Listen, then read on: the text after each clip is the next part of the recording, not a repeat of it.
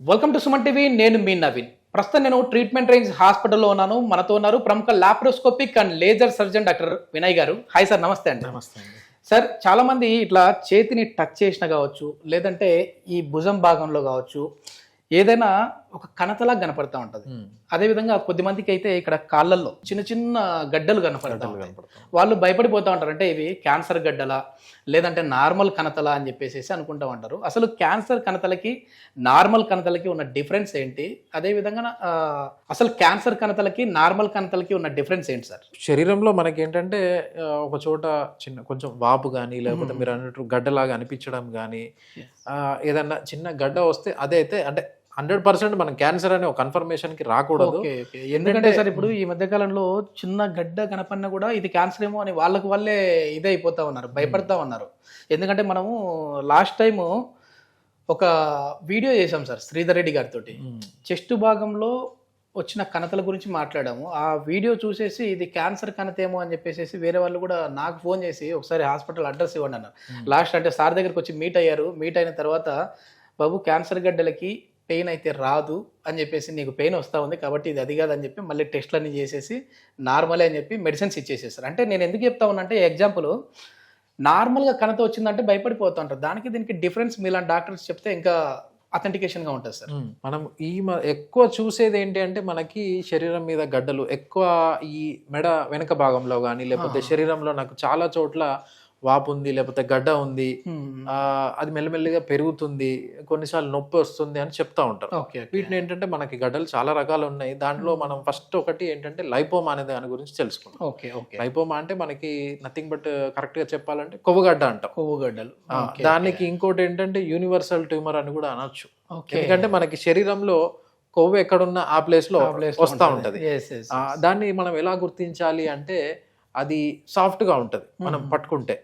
దాంట్లో ఏంటంటే మనం దాన్ని లోపలికి కంప్రెస్ చేయాలని చూస్తే అది స్లిప్ అవుతూ ఉంటుంది, కదులుతూ ఉంటుంది అటు ఇటు. అది ఎక్కువ శాతం మందికి మనకి మెడ వెనక భాగంలో వస్తూ ఉంటుంది, నేప్ ఆఫ్ ద నెక్ అంటాము. అండ్ శరీరంలో చాలా చోట ఈ చేతుల మీద కానీ లేకపోతే ఈ పొట్ట భాగంలో కానీ మల్టిపుల్ ఉండొచ్చు. సో అవి ఏంటంటే లైపోమాస్, అది క్యాన్సర్ గడ్డ అయితే కాదు. సో అవి మందులతోటి తగ్గుతాయా అంటే, ఈ గడ్డలు అనేవి మందులతోటి తగ్గవు. సో ఎప్పుడు అంటే మనకి శరీరంలో ఒక చోట చిన్న గడ్డ వచ్చినా మనము డాక్టర్తో కలిసి కరెక్ట్ ఎగ్జామినేషన్ చేయించుకుంటే అది మామూలు గడ్డనా లేకపోతే ఇంకేమన్నా గడ్డనా అనేది మనకి ఐడియా వస్తుంది. ఇది మామూలుగా ఏంటి సార్ అంటే, ఒకప్పుడు ఏంటంటే ఈ కణత వచ్చిందంటే ఇట్లా ఘాట్లు పెట్టేసేసి సర్జరీ చేసేవాళ్ళు, ఓపెన్ సర్జరీ. ఇప్పుడు ఎట్లాంటి టెక్నాలజీ వచ్చింది? లేటెస్ట్గా ఏంటంటే మనము ఒకవేళ ఈ లైపోమాస్ వీటన్నిటి దానికి ఏంటంటే మెయిన్గా ఎక్సిషన్ తీసేస్తాం మనం. ఏంటంటే కాకపోతే మనం చేసే సర్జరీ వల్ల ఏంటంటే వాళ్ళకి స్కార్ కానీ లేకపోతే మచ్చ కానీ ఏమీ లేకుండా చేస్తూ ఉంటాము. అండ్ ఈ లైపోమా లాగానే ఇంకో గడ్డ ఉంటుంది, అంటే మనం ఏంటంటే సెబేషియస్ సిస్ట్ అంటాం. మీరు కూడా వినే ఉంటారు. దానికి దీనికి తేడా ఏంటంటే, ఈ సెబేషియస్ సిస్ట్ అనేది ఏంటంటే చెమట గ్రంథులకు సంబంధించిన ఎక్కువ కూర్చునే పాటలలో వస్తూ ఉంటుంది.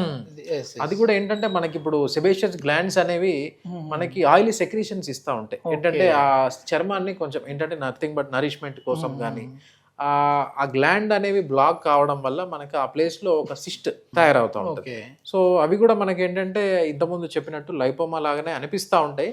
కాకపోతే వీటిలలో ఏంటంటే మనకు ఒక నల్లటి మచ్చ కనపడతా ఉంటది, పంక్టం అంటాం. కొద్దిమంది గిల్లేసేస్తా ఉంటారు, పంక్టం. చాలా మంది ఉంటారు. ఏమనుకుంటారు అంటే దాన్ని ప్రెస్ చేస్తే అది వెళ్ళిపోతుంది, సో మనకి గడ్డ తగ్గిపోతుంది అనుకుంటా ఉంటారు. కాకపోతే వీటిలలో ఈ సిస్ట్ అనే దాంట్లో మళ్ళీ ఇన్ఫెక్షన్ తయారైతే మనకి నెక్స్ట్ యాబ్సెస్ అంటాం, చీమగడ్డ అవుతుంది. అప్పుడు ఆ ప్లేస్ లో చర్మం ఎర్రగవడం కానీ, వాళ్ళకి జ్వరం రావడం కానీ, చీము గారడము, నొప్పి, ఇవన్నీ అవుతూ ఉంటాయి. అది మొత్తం అంటే మళ్ళీ బాడీకి స్ప్రెడ్ అయ్యే విధంగా ఉంటుందా ఏమన్నా? ఈ చీము అనేది లోపలనే ఇది అయిపోతే అట్లా ఏముండదండి. అదే ప్లేస్ లో మనకి లోకలైజ్డ్ గా చీమ్ తయారవడం కానీ, ఈ డిస్కంఫర్ట్ కానీ, మంట, నొప్పి, జ్వరం ఇవన్నీ అవుతూ ఉంటాయి. వీళ్ళకి ఏంటి సార్ అంటే లేజర్ ట్రీట్మెంటా ఇప్పుడు మీరు చేసేది, లేదంటే మనము లేజర్ తోటే ఈ గడ్డలు తీసేయడం కానీ చేస్తూ ఉంటాము. అండ్ ఈ సెబేషియస్ సిస్ట్ వాళ్ళకి ఏంటంటే మన దగ్గరకు వచ్చిన పేషెంట్స్ కొంతమంది చాలా రోజుల నుంచి గడ్డ ఉంది, నేను ఇట్లా ప్రెస్ చేసేసాను, నాకు నల్లటి లేకపోతే తెల్లటి పదార్థం వెళ్ళిపోయింది, నాకు ఆ గడ్డ తగ్గిపోయింది, కాకపోతే మళ్ళీ కొన్ని రోజుల తర్వాత మళ్ళీ అక్కడ గడ్డ పెరుగుతుంది అనే కంప్లైంట్స్ కూడా వస్తూ ఉంటారు. సో మనం ఏంటంటే ఆ సిస్ట్ అనే దాన్ని మొత్తం పూర్తిగా తొలగిస్తాం అన్నమాట. సో పూర్తిగా తొలగించడం వల్ల అది మళ్ళీ వచ్చే అవకాశాలు ఏమీ ఉండవు. ఎందుకు సార్ అసలు ఇది బాడీలో ఎందుకు పెరుగుతూ ఉంటాయి గడ్డలు కావచ్చు ఇవన్నీ కణతలు? కొన్నిటికి ఏంటంటే ఇడియోపతిక్ అంటాం, కారణాలు ఉండవు. ఈ లైపోమా అనేవి అయితే మనకి కారణాలు ఉండవు, ఎవరికైనా రావచ్చు. మెయిన్ గా ఏంటంటే మనకి ఫ్యాట్ ఎక్కువ ఉన్న ప్లేసెస్ లో వస్తూ ఉంటాయి, శరీరంలో ఏ ప్లేస్ లో అయినా రావచ్చు. ఓకే, దీనికి మందులతో టాబ్లెట్స్ తో అయితే నయం అవ్వదు. ఓకే, ఈ సర్జరీ చేసిన తర్వాత ఏమైనా వీళ్ళు జాగ్రత్తలు తీసుకోవాలా? అంటే ఇప్పుడు ఎగ్జాంపుల్ గా చేతి మీదే వచ్చింది సార్, చేతి మీద వచ్చిన వాళ్ళు జిమ్ చేసే వాళ్ళు ఉంటారు, మేము మళ్ళీ ఇన్ని రోజుల వరకు జిమ్ చేయకుండా ఉండాలి అనేది అట్లాంటివి ఏమైనా ఉంటాయా?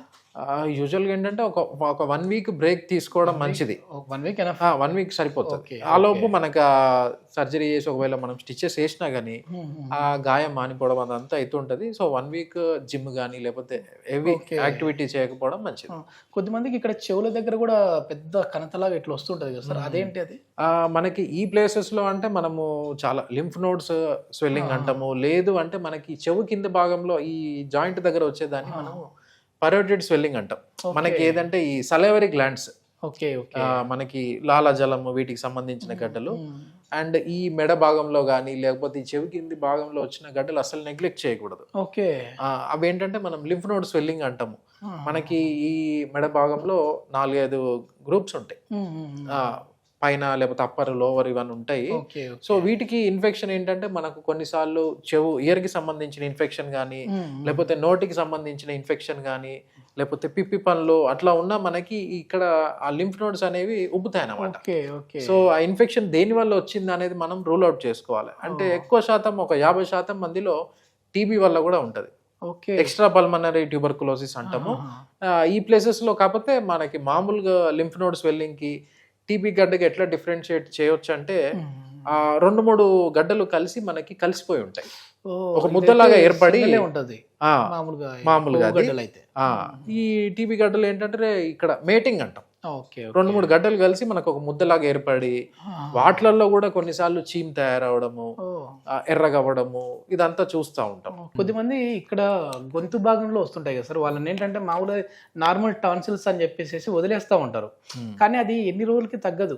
కొన్ని యాంటీబయాటిక్స్ వాడుతూ ఉంటారు, అయినా ఇది తగ్గదు, పెయిన్ తగ్గుతుంది కానీ ఈ వాపు తగ్గదు. అది ఏంటంటే ఇక్కడ వచ్చేవాడు కూడా మనం ఏంటంటే ఈ సర్వైకల్ లింఫాడినోపతి అని అంటాం.